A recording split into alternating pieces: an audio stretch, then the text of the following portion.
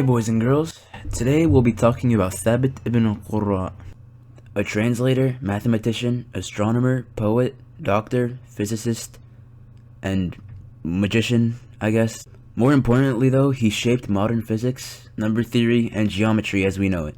Thābit was born around 830 AD in Haran, Mesopotamia, which later became modern-day Turkey. Thābit made a living as a money exchanger until he met al-Khwarizmi. Apparently, Khwarizmi saw something in him, cause he recruited him to a group called Banu Musa, which was basically just a math club for middle-aged Arab guys. So Banu Musa flew out Thābit to Baghdad, Iraq. This is where he pretty much did his entire life's work at the House of Wisdom, mostly just translating old Greek texts, practicing medicine, and hating on Aristotle.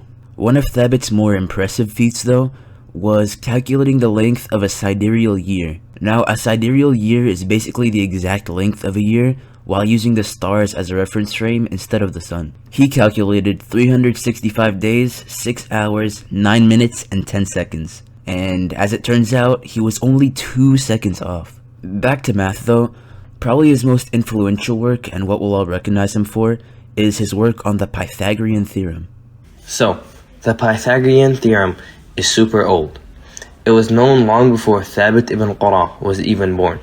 People used it to find the missing side of a right triangle. But what Thābit did was really important.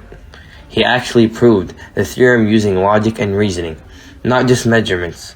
His work helped confirm the equation we still use today.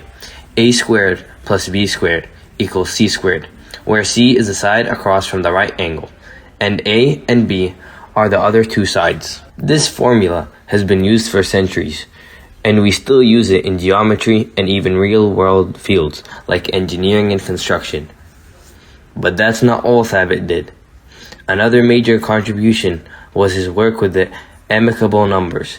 He created a complex formula to find these special pairs. Here's what it means in simple terms. Two numbers are amicable if the sum of the proper factors of one equals the other, and the same goes for the other.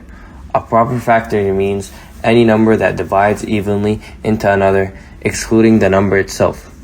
A famous example is 220 and 284.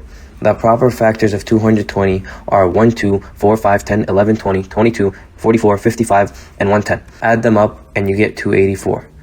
Now take 284. Its proper factors are 1, 2, 4, 71, and 142. Add those together and you get 220. So those two numbers are amicable, kind of like mathematical best friends. As you can see, Thābit had a lot of influence over the math we use today. When we go over the history, it would be weird not to mention his name.